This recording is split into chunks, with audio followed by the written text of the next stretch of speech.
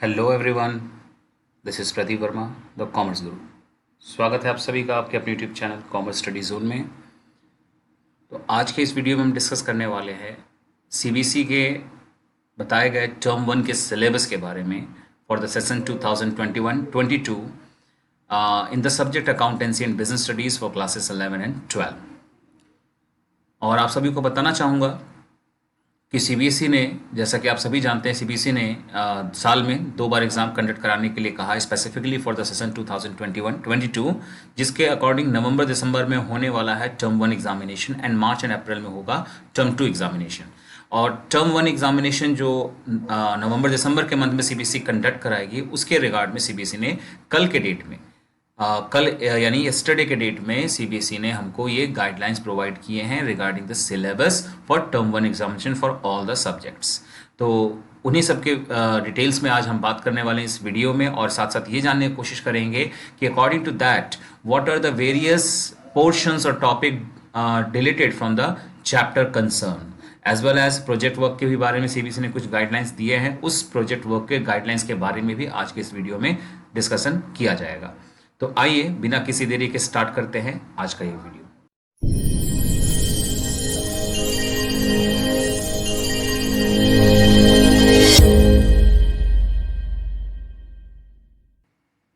Start करते हैं with the syllabus of term one for class 12 accountancy. तो सबसे पहली बात, जैसा आप अपनी स्क्रीन पर देख पा रहे हैं इस समय, कि आपका टर्म वन का सिलेबस टोटल मिलाकर 50 मार्क्स में बाइफरकेटेड है, और उस 50 मार्क्स में से थ्योरी कंपोनेंट को दिए गए 40 मार्क्स और प्रैक्टिकल और इंटरनल असेसमेंट और प्रोजेक्ट वाइज जो आपके सब्जेक्ट के अकॉर्डिंग सुटेबल है या फिर अलॉटेड है, वो 10 मार्क्स के लिए वेटेज दिया गया है। दैट मीन्स सीबीएसई जो आपका 80+20 का कॉन्सेप्ट फॉलो करती है, उस 80 में से आपका पहला हाफ यानी 40 मार्क्स टर्म वन में दे रही है, और 20 का जो पोर्शन होता है प्रैक्टिकल के नाम से, उसका भी हाफ 10 मार्क्स टर्म वन में रख रही है। और जैसा आप सभी जानते हैं, सीबीएसई के बताए गए सर्कुलर जो कि 5 जुलाई को सीबीएसई ने बताया था, उसके अकॉर्डिंग सीबीएसई ने ये साफ साफ कहा था कि आप सभी का पेपर नवंबर एंड दिसंबर के मंथ्स में कंडक्ट होगा टर्म वन, और टर्म टू होगा मार्च अप्रैल के मंथ में। और टर्म टू से रिलेटेड मैं इस वीडियो में आज कुछ नहीं बताने वाला, क्योंकि अगर दोनों ही टर्म्स के सारे डिटेल्स डिस्कशन को लूंगा तो वीडियो बहुत लंबी बन जाएगी, और जो कि अच्छी बात नहीं है। तो इसीलिए आज सिर्फ टर्म वन के रिलेटेड चीज़ों को हमने इसमें इंक्लूड किया है, जिसमें accountancy and business studies for both classes 11th and 12th included है। तो ध्यान से देखिए, अंत तक देखिए वीडियो को, हर एक डिटेल्स में बातें आपको जानकारी कोई मिलने वाली है। तो आइए अब जानते हैं आगे की चीज़ें। तो सबसे पहले हम बात करने वाले हैं टर्म वन में अकाउंटेंसी क्लास 12th के theory portion, that is 40 marks का जो पूरा बाइफरकेशन है वो किस तरह सीबीएसई ने किया हुआ है, किस तरह आपको सीबीएसई ने अलॉट किए हैं सारे चैप्टर्स वेटेज वाइज। देखिए, सीबीएसई ने जो हमको अलॉट किया है, ये लेटर जो हमको मिला है कल के डेट में सीबीएसई की वेबसाइट पर अपलोडेड है, उसके अकॉर्डिंग सीबीएसई ने ये क्लियर कर दिया है कि आपके टर्म वन का जो पेपर है वो 40 मार्क्स का होगा, जिसका ड्यूरेशन 90 मार्क्स का होगा। ऑलरेडी सीबीएसई ने पहले ही अपने सर्कुलर्स में बता दिया था 5 जुलाई की डेट में कि ओएमआर शीट पर सीबीएसई कंडक्ट कराने वाली है in the month of November December first term examination, जो कंप्लीटली एमसीक्यू बेस्ड होगा। ठीक है, अब रह जाता था मामला यही चीज कि उसका सिलेबस क्या है। तो सीबीएसई के इस सिलेबस का वेट हम लोग कर रहे थे, और कई सारी अटकलें थी कि कंटिन्यूएशन में हाफ सिलेबस होगा कि किसी और तरीके से होगा। तो सीबीएसई ने एक बहुत बड़ा स्टेप उठाया है, एंड आई वुड अप्रिशिएट कि अच्छा ही स्टेप उठाया है सीबीएसई ने, बच्चों के फेवर में ही उठाया है। तो देखिए, सबसे पहले सीबीएसई ने क्या किया है कि आपको फंडामेंटल से स्टार्ट कराया है, जबकि आप सब जानते हैं कि आपके फर्स्ट चैप्टर आपके सिलेबस में आता है एनपीओज। अब आप में से जिन लोगों ने एनपीओज पढ़ लिया, उनका टर्म टू का तो प्रिपरेशन हो गया, लेकिन टर्म वन के तौर पर वो आपका चैप्टर किसी काम का नहीं है। और आप सभी जानते हैं कि टर्म वन का जो सिलेबस होगा वो टर्म टू में रिपीट नहीं होगा। तो खैर, अगर आप लोगों ने एनपीओज पढ़ा है तो थोड़ा सा आप लोगों के लिए बैड न्यूज़ है, क्योंकि वो इस समय इंक्लूडेड नहीं है। आपको टर्म वन की स्टार्टिंग की गई है फंडामेंटल ऑफ पार्टनरशिप फर्म से, then followed by the next chapter change in profit sharing ratio, and third chapter that is admission of partner. यहीं तक पार्टनरशिप को इंक्लूड किया गया for the weightage of 18 marks. अब जो पार्टनरशिप के next chapters हैं, दैट मीन्स कि आपका हो गया retirement, death and dissolution of firm, वो इस समय इंक्लूड नहीं है, वो आपको मिलने वाला है टर्म टू के सिलेबस में।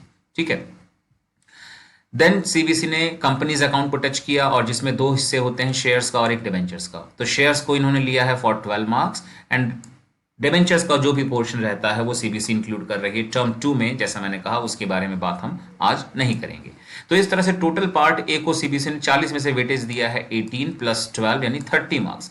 30 मार्क्स तो आपको पार्ट ए से ही मिलेंगे। नाउ अब आप सभी जानते हैं कि आप या तो पार्ट बी फॉलो करते हैं या तो पार्ट सी, इनमें से कोई एक ही आपको फॉलो करना होता है and most of us are following part B. तो पार्ट बी की बात करते हैं। तो पार्ट बी में रेस्ट 10 मार्क्स के लिए क्या क्या इंक्लूड किया गया है, तो जो आपका first chapter that is financial statement of company, जिसके अंदर आप कंपनी के प्रॉफिट एंड लॉस का स्टेटमेंट और उसका बैलेंस शीट, उसके मेजर हेड्स एंड सब हेड्स को पढ़ते हैं as per Indian companies act 2013। और साथ साथ टूल्स फॉर एनालिसिस में रेशियो एनालिसिस को इंक्लूड किया गया है और उसके रिलेटेड चैप्टर अकाउंटिंग रेशियो भी इसमें इंक्लूडेड है। तो इस तरह से ये पूरा का पूरा पार्ट भी आपको 10 मार्क्स का वेटेज यहाँ शो किया गया है। तो इस तरह से आप देख पा रहे हैं कि आपको टोटल 18 इधर से मिल जाएंगे इन 3 चैप्टर से, 12 मिल जाएंगे आपको कंपनीज अकाउंट में शेयर्स में से, और 10 मार्क्स मिल जाएगा आपको पार्ट बी में से, जो काफ़ी स्कोरिंग होता है हमेशा की तरह। तो ये सब मिलाकर आपका हो गया 40 मार्क्स। और ये पार्ट सी है जो उनके लिए होगा जो इस पार्ट बी को ऑप्ट नहीं करते हैं, अदरवाइज ये किसी के लिए नहीं है। ठीक है, अगर आप पार्ट बी को ले चुके हैं तो आपके लिए ये काम का बिल्कुल भी नहीं है। कंप्यूटराइज अकाउंटिंग सिर्फ उनके लिए जो पार्ट सी लेते हैं इंस्टेड ऑफ पार्ट बी। तो in this way 18 plus 12 30 and plus 10 that is 40। Theory component का 40 मार्क्स यहाँ कवर हो जाता है और यही 40 मार्क्स का पेपर आपको मिलने वाला है बोर्ड में 90 मार्क्स का। और कई बार बच्चे ऐसा मुझसे पूछते हैं या बच्चे इस कंफ्यूजन में है कि पेपर तो ओएमआर शीट पर आएगा, एमसीक्यू बेस्ड रहेगा, तो बहुत ही ज़्यादा समय हमारे पास है। बट मैं आप सभी को अलर्ट करना चाहूँगा कि नहीं, ये आपकी गलतफहमी है। हमारे पास समय 90 मिनट जो यानी 1.5 घंटे दिए गए वो कहने के लिए बहुत ज़्यादा है, बट ऐसा है नहीं। क्योंकि एमसीक्यू क्वेश्चन जो सीबीएसई फ्रेम करने वाली है इस तरह, ये सभी टीचिंग फैकल्टीज़ में ऐसा मानना है कि सीबीएसई ऐसे क्वेश्चंस बिल्कुल फ्रेम नहीं करने वाली जो आपको लगे कि आपने बस चुटकी बजाया और आपके पास आंसर्स आ गए। सीबीएसई डेफिनेटली उसमें कहीं ना कहीं ऐसा करने वाली है या करेगी ही करेगी कि आपको उसके लिए सॉल्व अच्छा खासा करना पड़े एंड देन अकॉर्डिंगली आपके पास आंसर आ सके। चलिए वो तो बात की बातें हैं, प्रैक्टिस में आएंगी चीज़ें। अब हम डिटेल्स में बात करेंगे। वो ये है कि जो आपका पहला सेक्शन है दैट इज 18 मार्क्स, जो कि आपके 3 चैप्टर से मिलकर बना है। एक है fundamental, then second one is change in ratio and third is admission of partner. अब हम डिटेल में इसकी बात करेंगे। जैसा मैंने आपको वीडियो के स्टार्ट में पहले ही बोला था कि हम डिटेल में बात करने वाले हैं कि कौन कौन से कंटेंट्स पढ़ने हैं और कौन कौन से डिलीटेड पोर्शंस हैं। तो हम यही देखने वाले हैं इन सभी चैप्टर्स के कंटेंट क्या है जो अकॉर्डिंग टू सीबीएसई ही होगा, और साथ साथ सीबीएसई ने उसमें से क्या क्या डिलीट किया है जो आपको बिल्कुल नहीं पढ़ना है। तो आइए देखते हैं वन बाय वन। जैसा आप देख पा रहे हैं ये फंडामेंटल ऑफ पार्टनरशिप का वो पेज है, वो स्क्रीनशॉट है जिसको कि सीबीएसई ने हमें कल के डेट में प्रोवाइड किया है, जिसके अकॉर्डिंग आपको फंडामेंटल ऑफ पार्टनरशिप में पढ़ना है सबसे पहले थ्योरी कंपोनेंट में से पार्टनरशिप के फीचर्स एंड पार्टनरशिप डीड के बारे में। Then provision for Indian partnership act 1932 in absence of deed, जो आप सभी जानते ही होंगे 5 रूल्स क्या क्या होते हैं। Then fixed versus fluctuating capital account, then preparation of profit and loss appropriation account, division of profit among the partner, guarantee of profit. अब आप में से कई लोग सोचते होंगे कि जब ओएमआर शीट पर 1 मार्कर्स क्वेश्चन आने वाले हैं, ऑब्जेक्टिव टाइप क्वेश्चंस, तो सीबीएसई फिर इसमें पीएल अप्रोप्रिएशन कैसे बनवा पाएगी, किस तरह से गारंटी ऑफ प्रॉफिट का क्वेश्चन सॉल्व करवाएगी। तो मैंने आपको पहले ही बताया ना कि सीबीएसई ऐसे कुछ क्वेश्चंस को फ्रेम करेगी कि आपको उस क्वेश्चन को सॉल्व करके पता चल पाएगा कि उस क्वेश्चन का आंसर क्या होगा। इस तरह के क्वेश्चन की प्रैक्टिस इसलिए आपको फुल वे में ही करनी है। नेक्स्ट आता है आपका पास्ट एडजस्टमेंट, जिसमें कि आपको interest on capital, interest on drawings, then salary, profit sharing ratio, इन सभी का एडजस्टमेंट करना है, मतलब कुल मिलाकर कंप्लीट तरीके से। एंड देन उसके बाद गुडविल में nature of goodwill, factors affecting the goodwill valuation, then methods of valuation जिसमें average profit, super profit and capitalisation, ये सब कुछ सीबीएसई ने इंक्लूड किया है। और कुछ चीज आपको नोट में बता दिया है जो आपको during the course of discussion of the syllabus आपको दिमाग में रखना होगा कि interest on partners loan is to be treated as charge against profit. यानी कभी भी आपको इंटरेस्ट ऑन पार्टनर्स लोन का नेचर पूछा जाएगा तो आपको ऑलवेज दिमाग में रखना है कि चार्ज अगेंस्ट प्रॉफिट है। ये सीबीएसई ने कहा है, आपको ऐसे ही फॉलो करना है। Then goodwill to be adjusted through partners capital और करंट अकाउंट, एंड नोट में एक और बात लिखी गई है कि raising and writing off goodwill is excluded. कई सारे आप साइड बुक्स देखेंगे तो आपको उसमें दिखाया जाता है गुडविल को रेज करना एंड उसको राइट ऑफ करना। अननेसेसरी वो टाइम का वेस्टेज है आपका, और आपके दिमाग में फालतू के चीज़ों को प्लेस करने की जगह नहीं है, समय नहीं है, तो इसलिए इसको ना पढ़ें, क्योंकि सीबीएसई ने साफ साफ लिखा है एक्सक्लूडेड, तो वो कभी नहीं पूछा जाएगा आपसे। अब हम बात करते हैं कि डिलीटेड पोर्शन क्या है इसमें से। तो जैसा आप देख पा रहे हैं अपनी स्क्रीन पर लिखा है, अच्छा खासा एक बोर्ड लगा है, नथिंग, कुछ भी डिलीट नहीं किया है, यानी कि जो 5 जुलाई का आपका सिलेबस था सीबीएसई ने दिया हुआ इज एग्जैक्टली वही सब कुछ आपको पढ़ना है फंडामेंटल से। एंड उम्मीद करते हैं इस समय में तो आप सभी फंडामेंटल पढ़ ही चुके होंगे। फिर आते हैं next chapter, that is change in profit sharing ratio. तो देखिए उसके अंदर क्या क्या चीजें पढ़ने के लिए सीबीएसई ने बताया है हम सभी को। तो इसमें बताया गया है सेक्रीफाइस रेशियो का कैलकुलेशन, जिसका मतलब old ratio minus new ratio है, और gaining ratio calculation, and accounting for revaluation of assets and reassessment of liabilities, यानी revaluation account and instead of revaluation statement in lieu of revaluation जो बनाया जाता है इस चैप्टर में। Then treatment of reserves and accumulated profit and losses, जिसका मतलब आपको पता ही है इस चैप्टर में कि पार्टनर्स डिस्ट्रीब्यूट करना चाहते हैं तो उसकी एंट्री कैसे बनाते हैं, नहीं डिस्ट्रीब्यूट करना चाहते हैं तो एंट्री कैसे बनाते हैं, वो concept. Then preparation of revaluation account and balance sheet. Obvious सी बात है कि रिवैल्यूएशन के बीच में और बैलेंस शीट के बीच में पार्टनर्स कैपिटल भी एग्जिस्ट करता है, तो पार्टनर्स कैपिटल भी इसमें डेफिनेटली हमको पढ़ना ही पड़ेगा, अदरवाइज आप बैलेंस शीट पर कैसे पहुंचेंगे। ठीक है, और अब फिर भी एक बार बात करते हैं what is about the deleted portion from this chapter. तो again there is nothing which CBSE has deleted, so all you have to go through from this chapter. Next chapter पे आते हैं, that is admission of partners, यानी उस 18 marks के criteria में third chapter admission of partner, a vital chapter of this particular unit. तो देखिए इसमें क्या क्या सबको तैयार करना है। तो पहला आता है effect of admission of a partner on change in profit sharing ratio.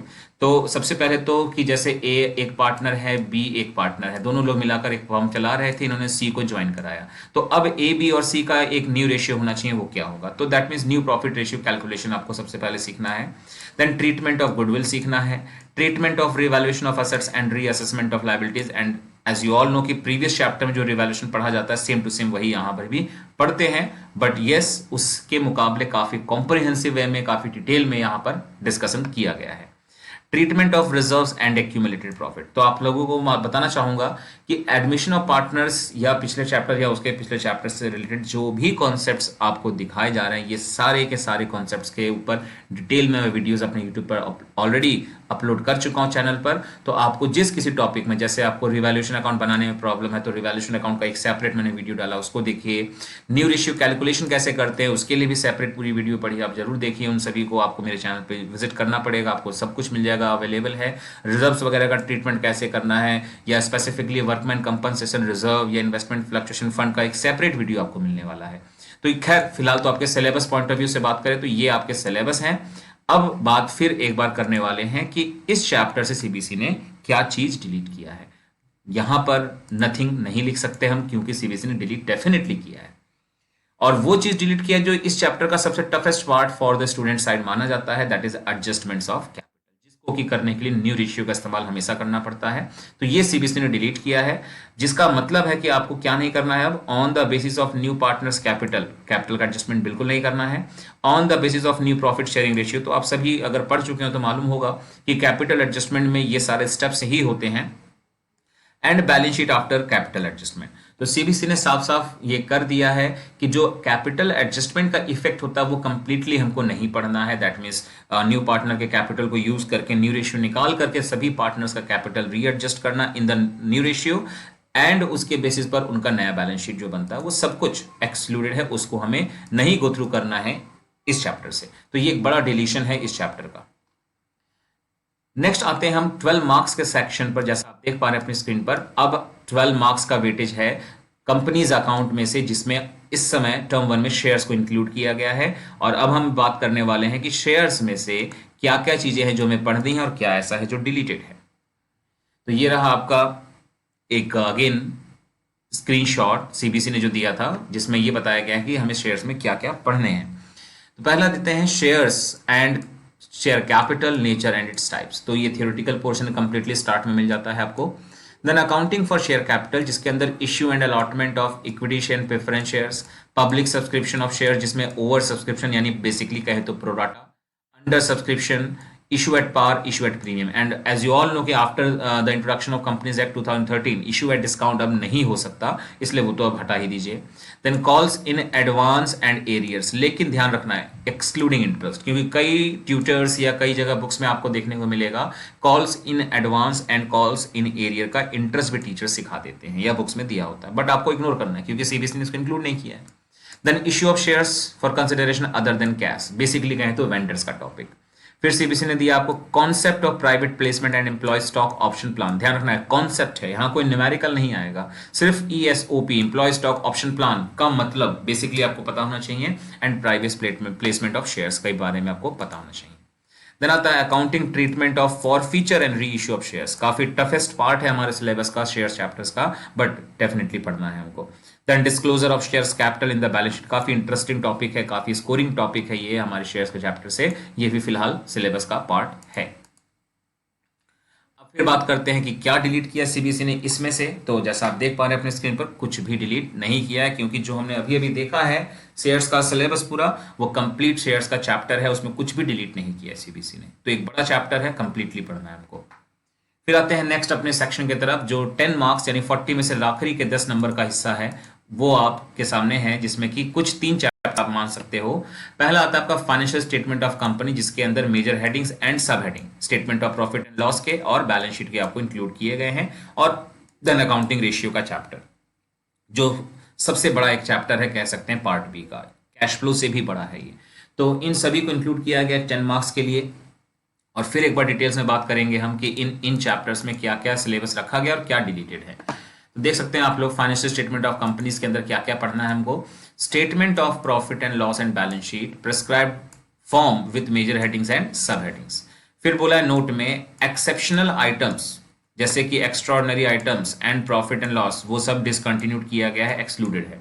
तो ये सब चीजें नोट में बता दिए जा रहे हैं, ये प्राइवेट बुक्स में भी आपको देखने को मिल जाते हैं, बता देते हैं सीबीएसई की तरफ से कि वो चीजें डिलीट हो गई हैं.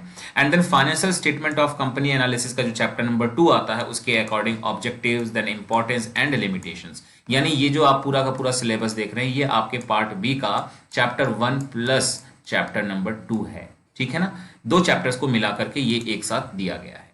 फिर बढ़ते हैं अपने नेक्स्ट पोर्शन की तरफ. तो अगेन वही चीज, सेम क्वेश्चन आप सभी के लिए कि क्या इसमें भी कुछ डिलीट किया. तो बिल्कुल नहीं, इसमें भी कुछ डिलीटेड नहीं है, मतलब कि पार्ट बी के फर्स्ट 2 जो चैप्टर्स इंक्लूड किए जा रहे हैं उसमें भी कुछ भी डिलीटेड नहीं है. फिर बात करते हैं अपने next chapter, that is accounting ratios को लेकर. एक बड़ा ही इंपॉर्टेंट चैप्टर और काफी लेंथी चैप्टर है, तो ध्यान से देखिए. सबसे पहले अकाउंटिंग रेशियो की मीनिंग, उसके ऑब्जेक्टिव्स, क्लासिफिकेशन मतलब 4 तरह के रेशियोज होते हैं, and computation that is formula. फिर पहला कैटेगरी यानी लिक्विडिटी रेशियो के अंदर 2 रेशियोज आते ही हैं, करंट एंड लिक्विड या क्विक रेशियो, दोनों ही इंक्लूड किए गए हैं.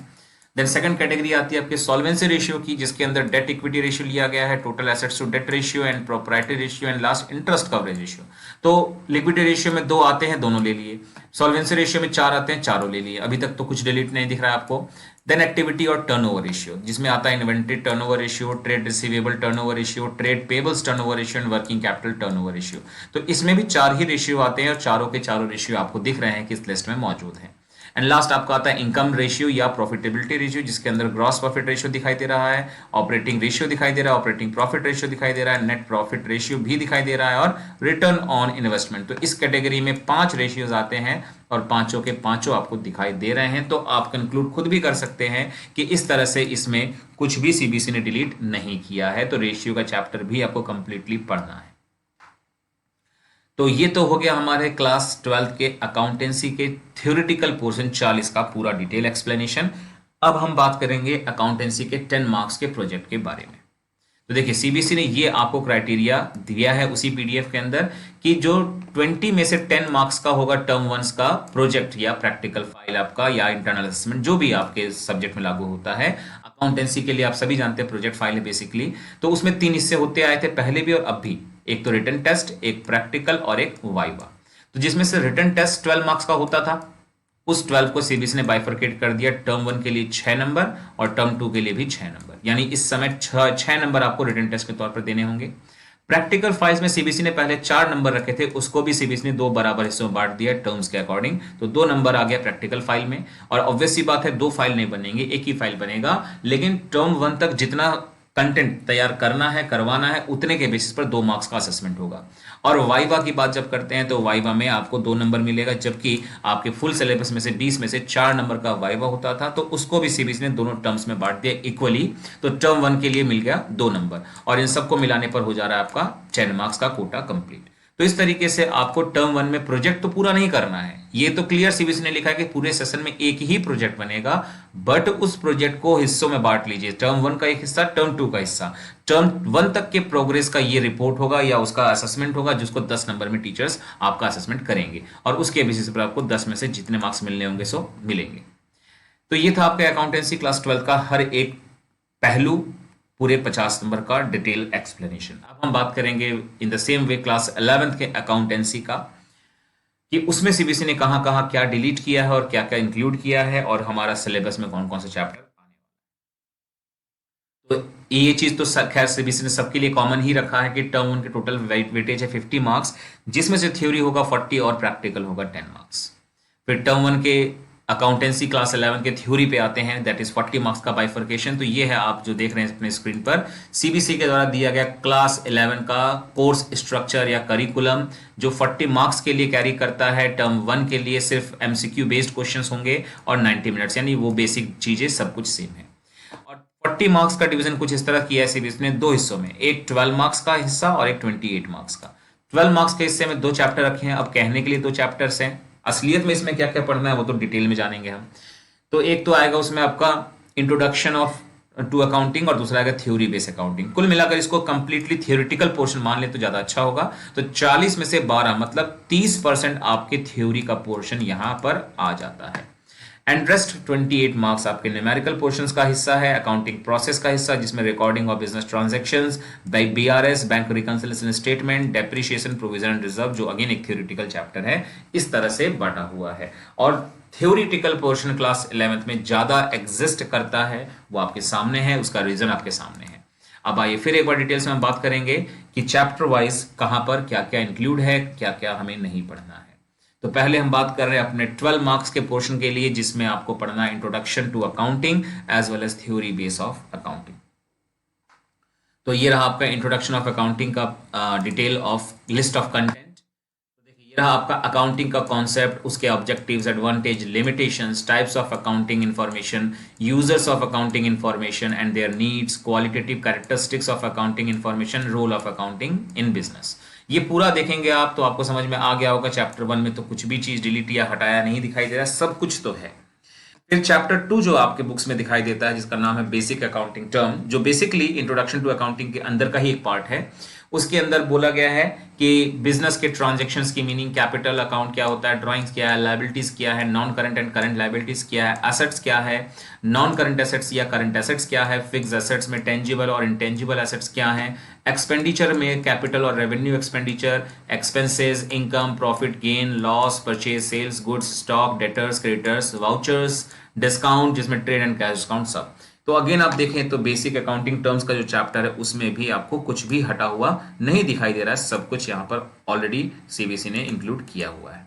चलिए बढ़ते हैं अब इस सवाल की तरफ कि सीबीएसई ने फाइनली इस चैप्टर से क्या डिलीट किया। तो आपके सामने कंक्लूजन है एकदम कंफर्म कि कुछ भी डिलीट नहीं किया। और आप सबको बता देना चाहूंगा ये डिलीट किया है कि नहीं किया, ये सारा का सारा जवाब आपको मिल रहा है इस बेसिस पर कि 5 जुलाई का जो सीबीएसई ने करिकुलम का इंफॉर्मेशन दिया था कि आपको ये फॉलो करना है सारा का सारा सिलेबस, तो उसको कंपेयर करते हुए हम बता रहे हैं कि डिलीट क्या किया गया है या नहीं किया गया है।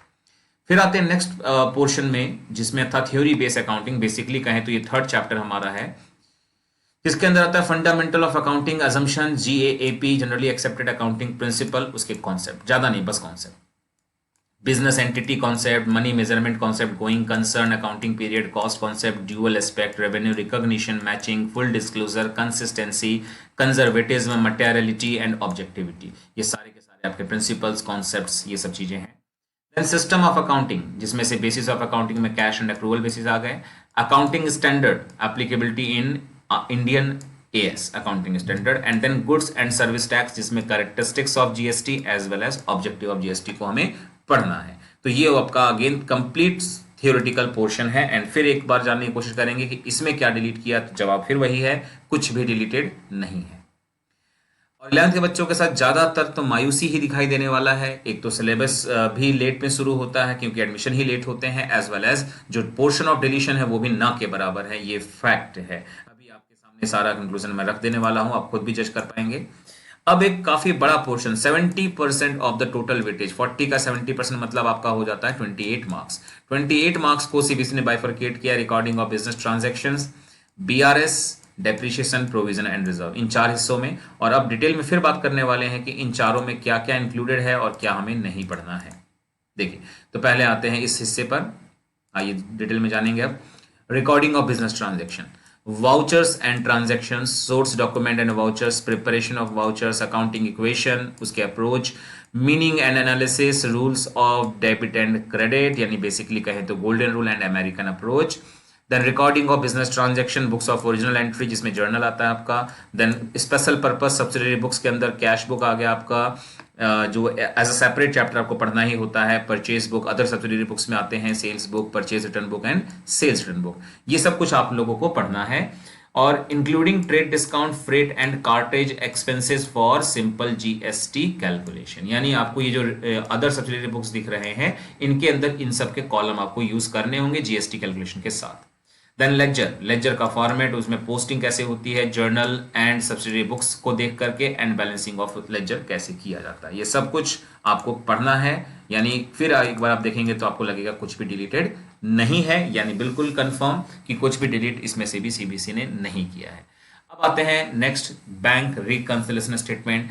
काफी छोटा सा चैप्टर भी है और उसमें लिखा भी है नीड एंड प्रिपरेशन, यानी आपको इसके थियोरिटिकल पोर्शन को पढ़ना है, यानी बेसिकली मीनिंग तो पढ़ेंगे ही पढ़ेंगे, बिना मीनिंग पढ़े तो आप न्यूमेरिकल पढ़ भी नहीं पाओगे, तो वो तो पढ़ना ही है। नीड्स भी जानने हैं और प्रिपरेशन कैसे होता है वो भी समझना होगा। तो कुल मिलाकर बीआरएस पढ़ना है। लेकिन हाँ, अगर डिलीटेड की बात करें तो एक छोटा सा चीज सही लेकिन डिलीट जरूर किया सीबीएसई ने, वो है आपका अमेंडेड कैश बुक या एडजस्टेड कैश बुक। एक आखिरी सा छोटा सा टॉपिक 2 पन्नों का होगा मुश्किल से, वो सीबीएसई ने डिलीट किया है, नाम मात्र के लिए कहा, कहने के लिए है लेकिन डिलीट किया है सीबीएसई ने अमेंडेड कैश बुक। चलिए आइए देखते हैं अब नेक्स्ट हिस्सा आपका जो है डेप्रिशिएशन। डेप्रिशिएशन एक काफी वाइटल और काफी टफ माना जाता है बच्चों के पॉइंट ऑफ व्यू से, फिर भी स्कोरिंग भी हो सकता है अगर आप समझ जाते हैं अच्छे से। तो डेप्रिशिएशन के कॉन्सेप्ट, उसके फीचर्स, उसके causes of depreciation, factors of depreciation, then other similar terms of depreciation जिसमें डिप्लेशन है एंड एमोर्टाइजेशन है। फिर methods of depreciation, as always 2 ही मेथड्स हमको पढ़ने हैं, स्ट्रेट लाइन और रिटन डाउन वैल्यू मेथड। और ये क्लियर लिखा है एक्सक्लूडिंग चेंज ऑफ मेथड। कई बुक्स में आपको देखने को मिलेगा बच्चे अननेसेसरी प्रैक्टिस कर रहे होते हैं कि स्ट्रेट लाइन मेथड 2 साल चलाया, उसके बाद कंपनी ने इस मेथड को ऑप्ट कर लिया, तो ऐसे केस में कैसे सॉल्व करेंगे। तो बच्चों मैं बता दूं आप लोगों को, इसको पढ़कर आप टाइम अपना बिल्कुल मत किल करिए क्योंकि ये आपके सिलेबस का पार्ट नहीं है। Then difference between straight line method and written down value method, theoretical portion है। Advantage of SLM and written down value method, that means merits. And then accounting treatment of depreciation, जिसमें कि आप charge to assets account, बिल्कुल normal वाला जो question होता है आपका। And then creating provision for depreciation account and accumulated depreciation account, जो कि हमारा toughest part माना जाता है इस पर्टिकुलर चैप्टर से। तो अब बात करेंगे कि इसमें क्या सीबीएसई ने डिलीट किया है या क्या नहीं किया है। तो जैसा आपके सामने है, डिलीटेड पोर्शन में यहाँ एक चीज है और ये भी बहुत बड़ा नहीं, बहुत छोटा सा टॉपिक डिलीट किया गया है, और वो है आपका डिस्पोजल ऑफ एसेट्स। जो एक सेपरेट अकाउंट बनता था डिस्पोजल ऑफ एसेट्स के नाम से, उसको सीबीएसई ने डिलीट कर दिया, नथिंग एल्स। यानी एक तरह से कह सकते हो आप 97-99% आपको पढ़ना ही पढ़ना है, बाकी सब कुछ बाकी बस 1-2% मुश्किल से डिलीट किया गया। अब आते हैं अपने थियोरेटिकल चैप्टर की तरफ, जो कि था आपका प्रोविजन एंड रिजर्व। तो प्रोविजन एंड रिजर्व के बीच में डिफरेंस, टाइप्स ऑफ रिजर्व में capital reserve, revenue reserve, capital reserve, general reserve, specific reserve, secret reserve, यानी हर तरह के रिजर्व पढ़ने हैं। And difference between capital and revenue reserve, तो आपको सामने स्क्रीन पर दिखाई दे रहा है। ये सब कुछ वो है जो आपको पढ़ना ही है। और बात करें डिलीटेड पोर्शन की इस चैप्टर से, तो अगेन यहाँ जवाब है कुछ भी डिलीट सीबीएसई ने नहीं किया। तो इस तरह से क्लास 11 का आपका थियोरेटिकल पोर्शन तो पूरा हो गया 40 नंबर। और अब बात करते हैं क्लास 11 के प्रोजेक्ट वर्क के बारे में, 10 मार्क्स का जो कि होगा। तो देखिए ये है कुछ सीबीएसई ने जो प्रोजेक्ट के बारे में बताया है, ध्यान से देख लीजिए वो स्टेटमेंट को। The project work would be divided into 2 parts, that is term 1 10 number, term 2 again 10 marks. तो 10 + 10 हो गया 20 मार्क्स, लेकिन प्रोजेक्ट एक ही बनना है for the purpose of assessment and will be covered as detailed given below, जिसमें बोला गया है कॉम्प्रिहेंसिव प्रोजेक्ट बनाना है on any sole proprietorship business, किसी एक बिजनेस के ऊपर ट्रांजेक्शन्स को बेस लेकर के आपको कॉम्प्रिहेंसिव प्रोजेक्ट ड्रॉ करना है। And this may state with journal entries and their ledger postings, preparation of trial balance, trading and profit and loss account and balance sheet. Expenses and income and profit and loss, assets liabilities are to be depicted using pie chart और bar diagram। यानी CBC ने यहाँ पर जो art integrated कहते हैं वो भी सीबीसी ने यहाँ पर हाईलाइट कर दिया है कि expense, income, profit, loss, assets, liabilities, इन सभी को पाई चार्ट के मदद से आप दिखा सकते हैं। और बाकी आपका वेटेज की बात करते हैं तो 10 मार्क्स देखिए कहां से दिया गया है। तो कॉम्प्रिहेंसिव प्रोजेक्ट में आखिरी हिस्सा आता है आपका balance sheet, trading profit loss balance sheet. लेकिन वहां तक आपको टर्म 1 में नहीं जाना, आपको टर्म 1 में सिर्फ और सिर्फ कहां तक ले जाना है, लेक्चर बनाने हैं और उसके बैलेंसिंग करना है। मतलब आपको बहुत ज्यादा कुछ इसमें करना नहीं, लेकिन हाँ जो करना है वो एक क्लरिकल वर्क है, काफी ज्यादा टिपिकल भी हो सकता है। तो इस तरह से आपका प्रोजेक्ट वर्क का काम बढ़ चुका है क्लास 11th के अकाउंटेंसी में टर्म 1 के लिए। नाउ इससे पहले कि मैं आगे अपने वीडियो को ले चलूं जिसमें कि हम क्लास 11th एंड 12th के बिजनेस स्टडीज के सिलेबस को जानेंगे, इससे पहले आप सभी से रिक्वेस्ट है कि मैं आप सभी के लिए वीडियोस लेकर आता हूं सिर्फ इसलिए कि आपका प्यार मिलता रहे, और वो सिर्फ और सिर्फ लाइक और शेयर के माध्यम से ही मिलता है। एंड डेफिनेटली मुझे हमेशा इंतजार रहता है कि आपके कमेंट्स का, आपके फीडबैक का जो आप कमेंट सेक्शन में देते हैं। तो प्लीज़ इसको करना ना भूलें। इससे पहले कि वीडियो को आप देखकर फिर लाइक करना भूल जाए, शेयर करना, कमेंट करना भूल जाए, तो कृपया अभी ही उसको करें, देन आगे वीडियो को हम बढ़ाते हैं। तो चलिए देखते हैं आगे हमारा नेक्स्ट सेक्शन क्या है। तो क्लास 12th का बिजनेस स्टडीज, इसके बारे में डिटेल में जानेंगे अब। तो जैसा मैंने पहले आपको कहा था, ये सेक्शन सबके लिए एक जैसा ही है। टोटल मार्क्स 50 है, जिसमें से थियोरिटिकल 40 मार्क्स हैं एंड प्रैक्टिकल या इंटरनल असेसमेंट या प्रोजेक्ट, ये जो कुछ भी है वो 10 मार्क्स का। फिर एक बार हम बात करने वाले हैं टोटल टर्म 1 के सिलेबस का, जो कि थ्योरी मार्क्स में बटा है 40 के लिए। और अब उसके डिटेल्स आपके सामने हैं। ये अगेन सीबीसी के ही उस पीडीएफ का एक आपको स्नैप दिया गया है सामने। तो क्लास 12th का टर्म वाइज करिकुलम, टर्म 1 के लिए MCQ based question paper, 90 minutes का ड्यूरेशन और 40 मार्क्स आपका हो गया टोटल मार्क्स। और आप देख सकते हैं 16 मार्क्स, 14 मार्क्स, 10 मार्क्स, इस तरह से आपका हो गया 14, 16, 30 एंड देन 40। देखिए ये तो क्लियर है कि हमारे बिजनेस स्टडीज में 12 चैप्टर हैं टोटल, उसका हाफ लेते हैं तो 6 चैप्टर बनते हैं। लेकिन जैसा हमने कहा, हम सबको इंतजार था कि सीबीसी किस तरह से 6 चैप्टर लेने वाली है, और जैसे सीबीसी ने एक्सपेक्टेशन पे ही काम किया और कंटिन्यूएशन में 6 चैप्टर्स नहीं लिए हैं। पहला चैप्टर लिया है nature and significance of management, starting से ही लिया है definitely, followed by principles of management, then followed by business environment and then planning and then organizing। ये सब एक ऑर्डर में ही है। बट ऑर्गेनाइजिंग के बाद नेक्स्ट चैप्टर आपका आता है स्टाफिंग, डायरेक्टिंग एंड कंट्रोलिंग। वो सब सीबीसी ने छोड़ दिया। इवन पार्ट बी के फर्स्ट 2 चैप्टर्स भी छोड़ दिए। सीधे सीबीसी ले आता है आपको कहां पर, चैप्टर नंबर 11 पर, जो कि है आपका मार्केटिंग मैनेजमेंट, जिसके बेसिस पर आपका प्रोजेक्ट वर्क भी बनना है। इसीलिए इसको सीबीसी ने इंक्लूड भी किया है, जिसको वेटेज दिया गया है 10 मार्क्स। और मैं फिर याद दिला रहा हूं, जो जो चैप्टर्स को आप इस टर्म 1 के लिए प्रिपेयर करके एग्जाम दे लेंगे, वो टर्म 2 का कोई भी कंपोनेंट नहीं बनेगा, उसको टर्म 2 में नहीं पढ़ना है। और प्रोजेक्ट वर्क अगेन जैसा आप देख पा रहे हैं 10 नंबर, यानी 40 और प्लस 10 50 नंबर आपका कवर होता है टर्म 1 में आउट ऑफ 100 मार्क्स। नाउ अब हम फिर एक बार यूनिट बाय यूनिट बात करने वाले हैं। जैसा आपने देखा, पहला यूनिट जिसमें 16 मार्क्स का वेटेज दिया गया, जिसके अंदर 3 चैप्टर्स रखे हैं, nature and significance of management, principles of management and business environment. अब हम बात करेंगे कि इन सब में सीबीसी ने क्या डिलीट किया या क्या इंक्लूड किया है। तो आइए डिटेल्स में इस पर भी फिर एक बार बात करते हैं। देखिए पहला आपका यूनिट आ जाता है nature and significance of management, जिसके अंदर मैनेजमेंट के कॉन्सेप्ट्स, ऑब्जेक्टिव्स एंड इंपॉर्टेंस पढ़ने हैं। Management as a science, arts and profession, यानी मैनेजमेंट के नेचर्स बेसिकली पढ़ने हैं। Levels of management, obviously top, middle and lower तीनों लेवल पढ़ना ही होगा। मैनेजमेंट के functions, planning, organizing, staffing, directing and controlling का बेसिक इंट्रोडक्शन आपको फर्स्ट चैप्टर में मिल जाता है, वो पढ़ना है। एंड देन कोऑर्डिनेशन के कॉन्सेप्ट एंड उसके इंपॉर्टेंस ऑब्वियसली। तो ये सब हो गए आपके कंटेंट जो आपको अपने फर्स्ट चैप्टर बिजनेस स्टडीज से पढ़ने हैं। और अब आते हैं इस चीज के बारे में जानकारी लेने के लिए कि क्या डिलीट किया है। तो जवाब आपके सामने है, चैप्टर फर्स्ट से कुछ भी डिलीटेड नहीं है। नेक्स्ट चैप्टर पे आते हैं, दैट इज चैप्टर नंबर 2 यानी प्रिंसिपल्स ऑफ मैनेजमेंट, जिसमें आपको पढ़ना है principles of management, concepts and significance, यानी basic theory principles of management के बारे में। देन फ्यूल, जो कि फर्स्ट एक्सपर्ट रहे हैं, उनके बारे में 14 जो प्रिंसिपल्स हैं उनके डिटेल्स में discussion. Then Taylor, second scientific management जिन्होंने हमें दिया है, टेलर के साइंटिफिक मैनेजमेंट के principles as well as technique. तो ये एक्सपेक्टेड था। एंड अगेन इससे आपको ये बात समझ में आ गई होगी कि इसमें से भी कुछ डिलीट नहीं किया गया है। तो फर्स्ट एंड सेकंड चैप्टर से कुछ भी डिलीटेड नहीं है। बढ़ते हैं थर्ड चैप्टर की तरफ, दैट इज आपका बिजनेस एनवायरनमेंट है थर्ड चैप्टर। तो बिजनेस एनवायरनमेंट का कॉन्सेप्ट और उसके importance, and then dimensions of business environment के अंदर economic, social, technological, political and legal. आप सभी जानते हैं 5 डायमेंशंस होते हैं, उन पांचों को यहाँ पर इंक्लूड किया गया है। लेकिन और जो चीजें हो चैप्टर में हैं वो आपको नहीं दिखाई दे रही, दैट मीन्स कि वो डिलीटेड हैं। तो एक अच्छा खासा पोर्शन सीबीसी ने इस चैप्टर में डिलीट किया है। तो आप सभी के लिए एक गुड न्यूज है इस चैप्टर में से। पहला तो ये डीमोनेटाइजेशन के बारे में डिलीशन किया है, कॉन्सेप्ट और फीचर्स। हालांकि बहुत बड़ा टॉपिक तो ये नहीं था, लेकिन फिर भी डिलीट तो डिलीट ही होता है।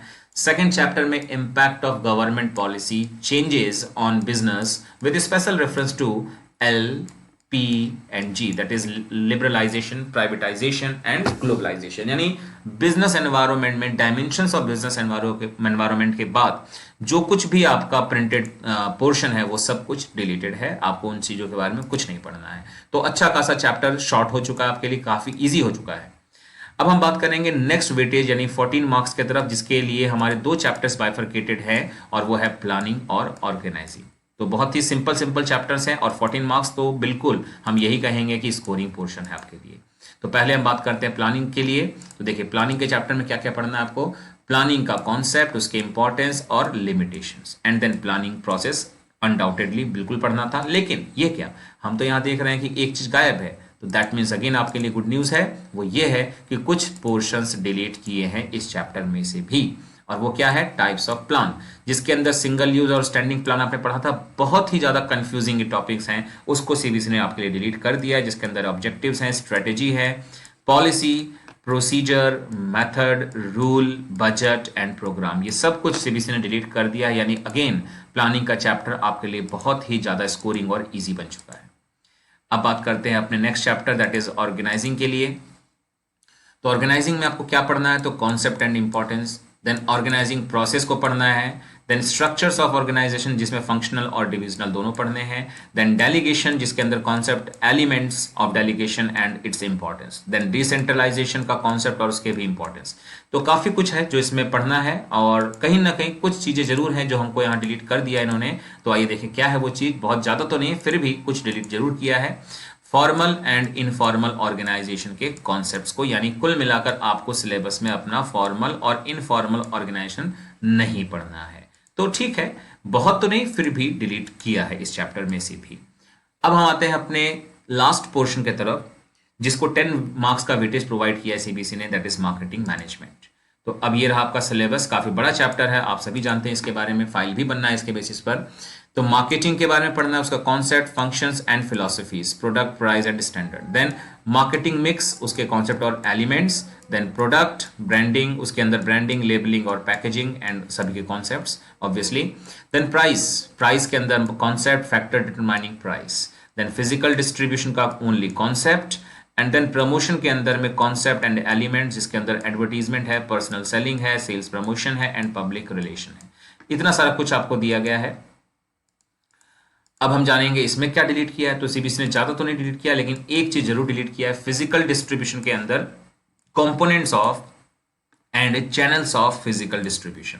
तो एक अच्छा खासा ये भी वेटेज रखता था by means of concept, not the weightage of marks, लेकिन फिर भी सीबीसी ने डिलीट कर दिया है। तो आप सभी के लिए एक अच्छी खबर जरूर है ये।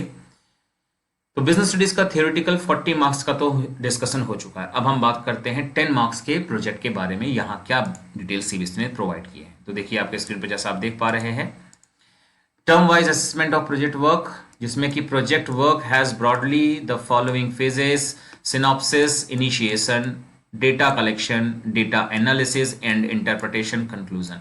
और फिर आपको बता रहा हूं, सिर्फ एक ही प्रोजेक्ट आपको पूरे सेशन में बनाना है, 2-4 नहीं बनाने हैं, बट उसी एक प्रोजेक्ट का एक हिस्सा या कुछ हिस्सा टर्म 1 में और कुछ हिस्सा टर्म 2 में बांटा गया है।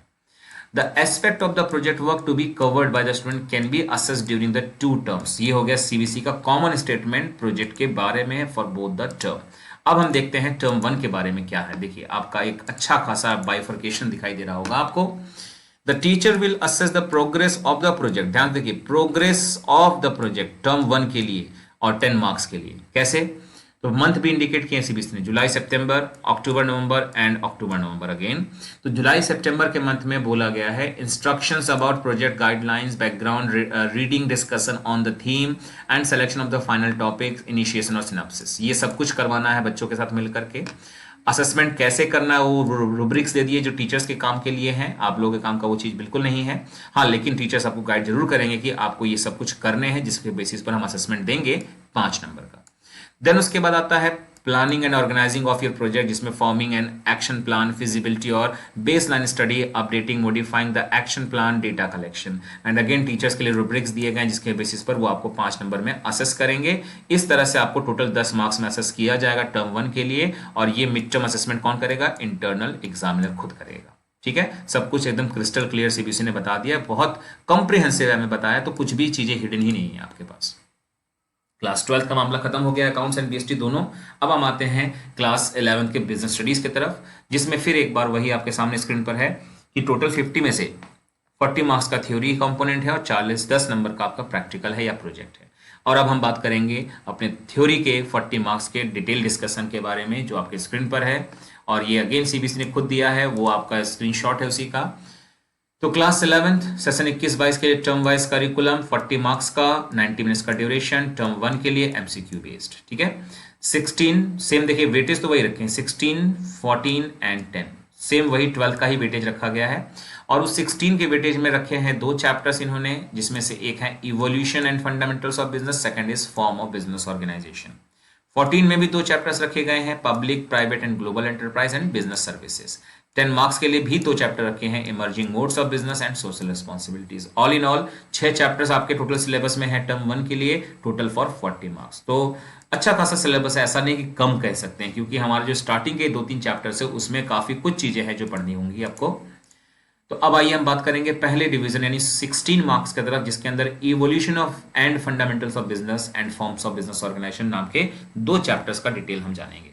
तो सबसे पहले आता है evolution of and fundamentals of business, जिसके अंदर आपको पढ़ना है history of trade and commerce in India, indigenous banking system, rise of intermediaries, transport, trading communities, जिसमें आता है merchant corporation, major trade centres, major import and export, position of Indian subcontinents in the world economy. ये पूरा का पूरा portion आपके Indian market का या बिजनेस का जो कहते हैं ना एक इवोल्यूशन हुआ है उसके बारे में है। एंड देन आपका आता है बिजनेस, उसके मीनिंग एंड उसके कैरेक्टरिस्टिक्स। फिर देखते हैं उसके आगे, तो उसके आगे कंटिन्यूएशन, इन दैट कंटिन्यूएशन ही है ये बिजनेस के अंदर, बिजनेस, प्रोफेशन एंड एम्प्लॉयमेंट के concepts, then objectives of business, classification of business activities, जिसके अंदर आता है आपका industries and commerce. Then industries के भी वेरियस टाइप्स हैं, प्राइमरी इंडस्ट्री, सेकेंडरी इंडस्ट्री और टर्शियरी इंडस्ट्री, इन सबके meaning and sub group. Then commerce, trade, जिसके अंदर internal, external, wholesale and retail trade सब आ जाते हैं। Auxiliaries to trade, banking, insurance, transportation, warehousing, communication and advertising, meaning, इन सबके मीनिंग एंड बिजनेस रिस्क, इसका कॉन्सेप्ट। तो देखा जाए तो बहुत बड़ा यूनिट है ये सेक्शन है, जिसको कि सीबीएसई ने हमारे इस पहले चैप्टर के तौर पर रखा है। और डिलीट की बात करें तो डिलीटेड कुछ भी नहीं है as per the given curriculum on 5 July. फिर आते हैं नेक्स्ट यूनिट नंबर 2 की तरफ, जिसके अंदर हम सिलेबस की बात करें तो क्या है हमारा सिलेबस, सोल प्रोप्राइटरशिप का concept, merits and limitation. Then partnership का concept, types, merits, limitation of partnership, registration of partnership firm, partnership deed, types of partner, यानी सब कुछ पार्टनरशिप का। Then Hindu undivided family business का सिर्फ concept, and then cooperative societies के concept, types, merits and limitation, यानी सब कुछ एक तरह से आ गए। देन कंपनीज के बारे में क्या है, concepts, merits, limitation, types of private, public, 1 person company, OPC को शॉर्ट फॉर्म में जानते हैं सभी, कॉन्सेप्ट्स, ये सब कुछ हो गए। और उसके अलावा फॉर्मेशन ऑफ कंपनी के various stages, important documents to be used in the formation of a company, ये सब कुछ चीजें हैं जो आपको पढ़ने हैं। और अब हम बात करेंगे डिलीटेड पोर्शंस की इस चैप्टर से। तो कुछ है चीजें जो डिलीट की गई हैं, जिसमें से एक आता है आपका partnership versus limited partnership, limited liability partnership भी डिलीट किया है। एंड अगेन मैं कहूंगा आपको 5 जुलाई के दिए गए करिकुलम को कंपेयर करके देख लीजिए, आपको मालूम चल जाएगा। देन आता है हिंदू अनडिवाइड फैमिली में जो चीज डिलीट किए गए वो है फीचर्स, मेरिट्स एंड डीमेरिट्स। फिर आता है private company and limited liabilities partnership में भी डिफरेंस को भी डिलीट किया गया है। And last choice of form of business organization का एक छोटा सा आखिरी हिस्सा भी डिलीट कर दिया गया है। तो इस तरह से ये कुछ चीजें हैं जो आपको यूनिट नंबर 2 से डिलीट किया हुआ दिखाई दे रहा है। अब हम बात कर रहे हैं अपने नेक्स्ट डिवीजन 14 मार्क्स के बाइफर्केशन को, जिसके अंदर 2 चैप्टर्स आपको दिखाई दे रहे हैं, public, private and global enterprise and then business services. अब इन सभी का बाइफर्केशन हम ध्यान से देखेंगे कि इसमें क्या क्या चीजें हमको पढ़नी है।